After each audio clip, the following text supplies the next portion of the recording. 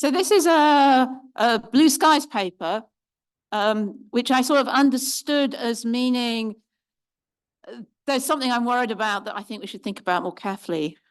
So I've been working for, I don't know, give or take 10 years on verifying ethical reasoning of one sort or another.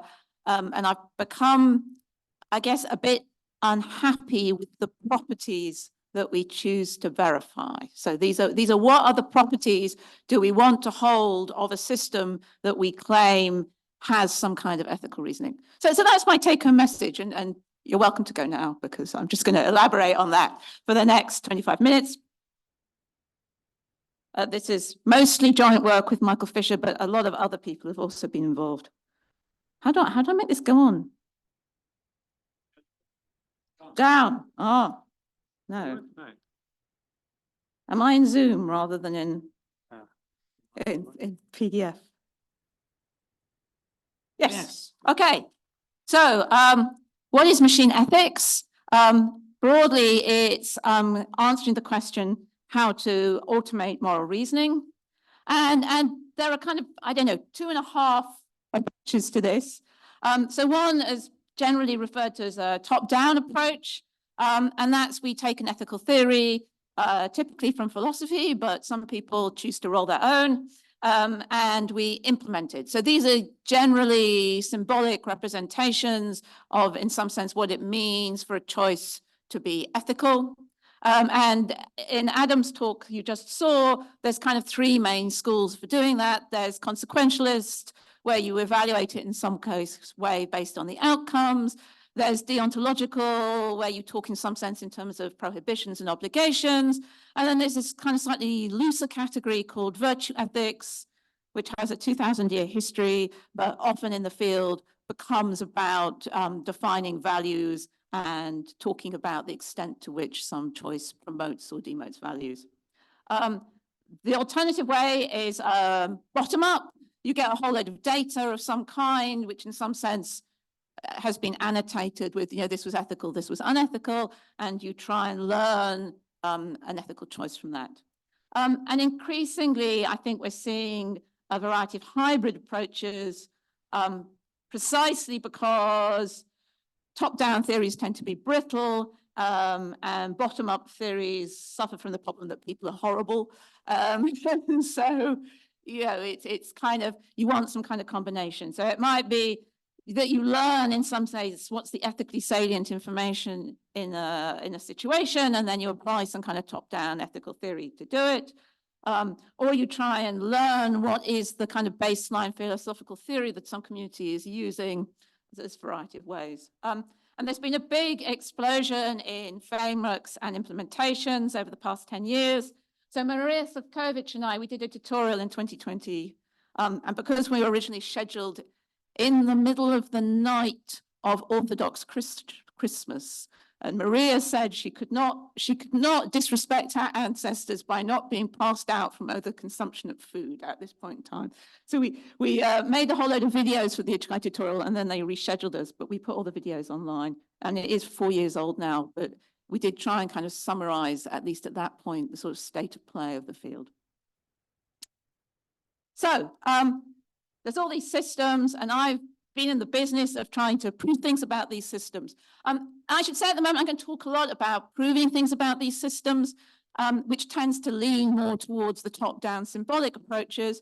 But there's lots of other ways, lots of other techniques we have for validating that a system does what it wants, but we still need to have this kind of top-level property. What is it that we want to show? And obviously, if we're making some claim that some computational system behaves ethically, then our kind of top-level properties that we want to show or validate in some way that the system always does the right thing. And in ethics, we have this fundamental problem that there are plenty of situations and there's no agreement. And even with all these different theories for how you do ethical reasoning, there are disagreements between those theories and how they decide a problem. This is the most famous ethical dilemma in computer science. It is the trolley problem. You've probably all met it 100 times. So you can pull the switch, and in which case you run over one person, but you save the 5 people. And an interesting thing about the trolley problem is fine details in how you present the problem make a difference to how people think about the ethics. Even in this presentation, although most people think it's acceptable to pull the switch and kill 1 person to save 5, there are some people who don't think that's acceptable. But if you change the problem, instead of pulling a switch, you say, well, you've got this 1 person, he's standing next to you, you can shove him into the track in front of the train, and it'll hit him and stop. He'll be dead and you'll save the 5. People are much less happy with a framing of the trolley problem, which involves throwing somebody physically underneath the train in order to save 5 people, as opposed to pulling a switch and diverting the train. So this makes it kind of quite hard if there's no agreement about what the property is, what the right decision is here. From me, as the point of view of someone trying to do some kind of external validation, that gives me a real problem. So the sort of fallback has tended to be a bit like your work you go out to the stakeholders, you try to elicit what their values are, you try and make sure that whatever you've done is sensitive to the values of that set of people. And then in some sense, you hope your system is correct by construction. You've done your requirements capture work, and then you implement the system to meet those requirements, and your job is sort of done. So anyway, this was a system I was building and verifying, which was based on a kind of meta-formalization for ethics that Martin Benson and Felix Lindner had come up with, so they could express a number of different philosophical theories. And the particular theory we're looking at was the principle of double effect, which says that the net balances of consequences of an action must be positive and no negative consequences can be intended. And in that formalism, we had some utilities. So I was working on an example of a smart home. So I said, well, if the lights are on, there's a -1 utility. This is using energy and resources, and we want to be sustainable. If the people have to leave the house, it's a -1 utility because it's inconvenient, assuming they don't want to leave the house. If people are safe, we get a +10 utility. People are safe is a good thing. And whether people can see was either 0 or 2. If it's daytime, well, no, so it's 0. If everyone's in bed, they don't need to be able to see. But if they're up and about, then they do want to be able to see, and they get some utility from that. And in the theory, we had these mechanisms which try to express kind of some concept of the consequences of doing things. So we've got, if you turn the lights on, then the lights will be on. So we get a -1 utility. If the lights are on or it's daylight, then people can see. If I try to evacuate the house and the people can see, then the people are going to leave the house. If the people leave the house or there is no current danger in the house, then the people are safe. If there is fire, there is danger in the house. And my simple scenario was, there's a fire, let's check the system. Evacuates everybody. And it didn't at nighttime. And it took me an embarrassingly long time to work out the reason it wouldn't at nighttime was because it was necessary for the lights to be on for the people to leave the house at nighttime. The lights being on has a negative utility. And under the way Martin and Felix had defined what was meant by an intended consequence, the lights, that was something that had to happen in order for you to get to your end goal. And the lights had to be on for the people to be able to get out of the house. So it was an intended consequence. And so that's forbidden by the principle of double effect. And I'm, something of an expert in formalizing things. This is a really simple system. It's got 5 utilities and 5 rules. And it took me a while to realize this was not capturing the values that I thought it should. So it's I'm just saying it's non-trivial to know that you've captured your stakeholder values accurately, or that the values that they're expressing to you are the values that they would actually say they had when they see the consequences of those things working in action. Interestingly, the principle of double effect helps explain the difference between those 2 trolley problems.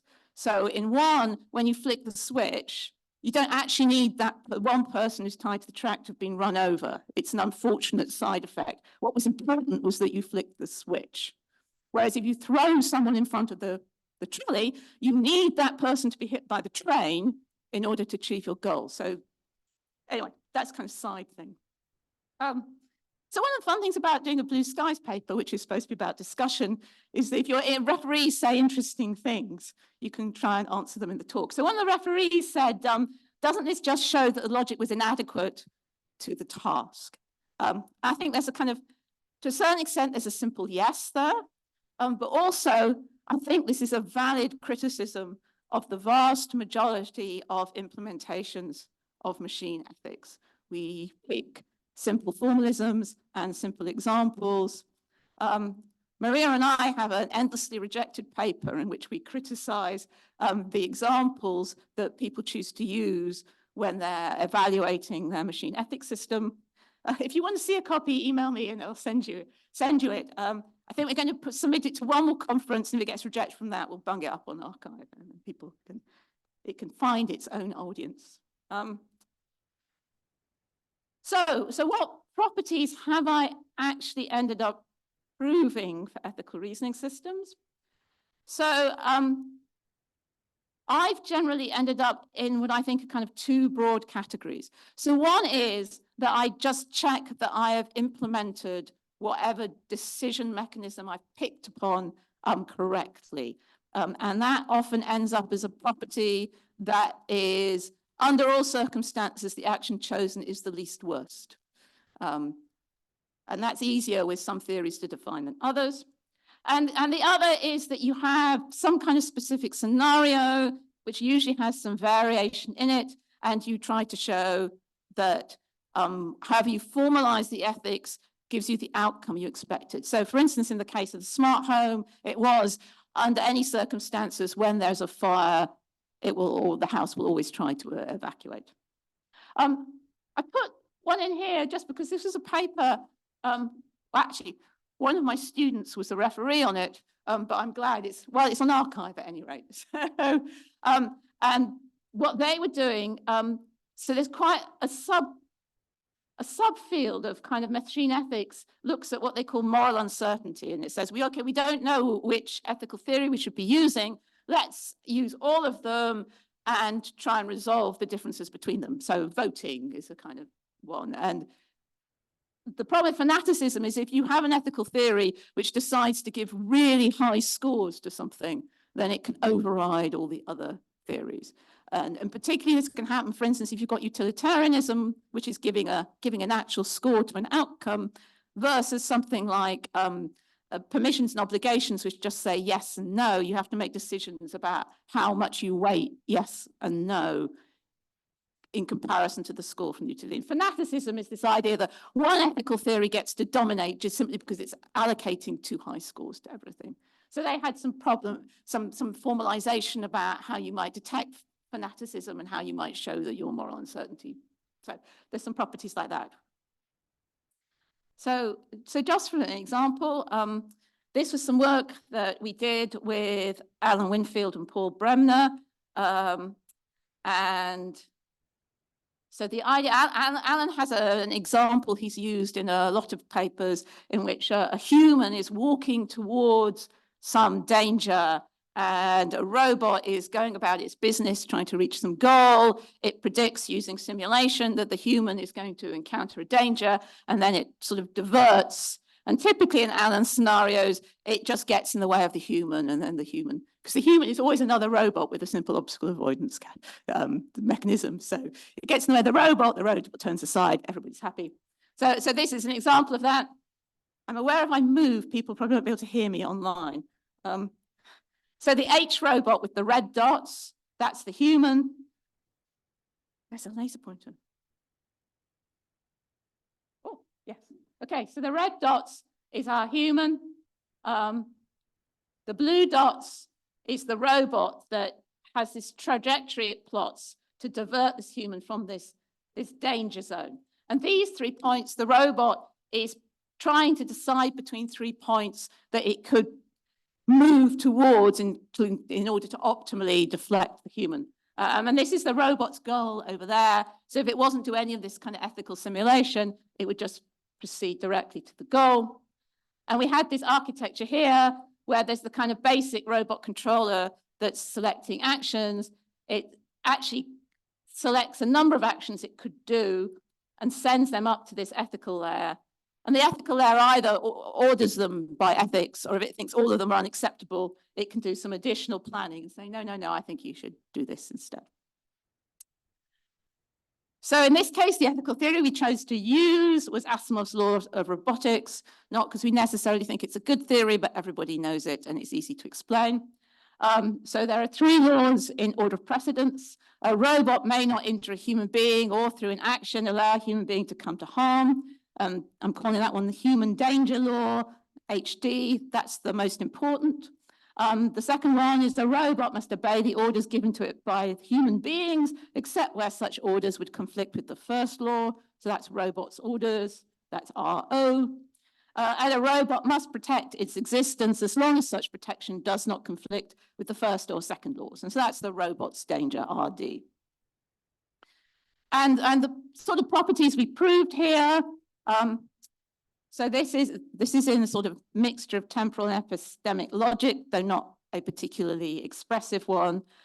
So the box there stands for always. So the box says it's always the case that if the robot believes, that's the B, that its current plan is task 1, and it perceives, and that's how it's figuring out from the simulation what's going to happen. So it perceives that some task 2 is better in terms of how much danger it will end up in than task 1. Then that means that either it perceives that task 1 is more important in terms of the orders it's been given than task 2, or it perceives that task 1 is preferable in terms of how much danger the human will end up in to task 2. So this is one of these least worst type properties. I'm checking that the way we've implemented this is that the third law is always takes, the first law and the second law always take preference over the third law. And I also had a kind of liveness properties here, which is, if I have 3 tasks I can pick between, then eventually I will pick one of them. So I will choose to do something. I won't get stuck in indecision.